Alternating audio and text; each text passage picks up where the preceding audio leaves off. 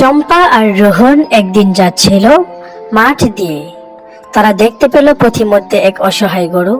তাকে তারা তাদের বাড়িতে নিয়ে গেল। গরুটিকে খাইয়ে তারা শক্তিশালী করলো এবং তাদের বন্ধু করে নিল। দীর্ঘদিন গরুটি তাদের সাথে থাকতে থাকলো। হঠাৎ একদিন রাতের বেলা এক চোর আগমন হলো এবং তাদের গরুটি নিয়ে চোর পালাতে লাগলো।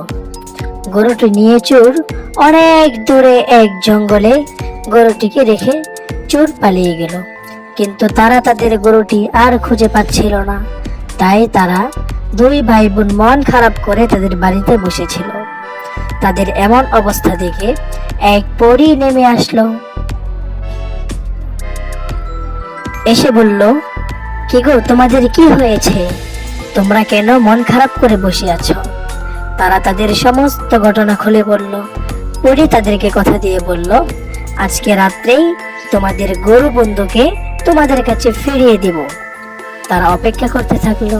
ঠিক পরী তার কথা অনুযায়ী রাতের বেলা গরুটিকে নিয়ে তাদের মাঝে হাজির হলো। দুই ভাই বোন গরুটিকে দেখে অনেক আনন্দিত হয়ে গেল এবং পরীকে ধন্যবাদ দিতে থাকলো। বন্ধুরা, তোমাদের কাছে যদি গল্পটি ভালো লেগে থাকে তাহলে আমাদের চ্যানেলটি সাবস্ক্রাইব করে দাও।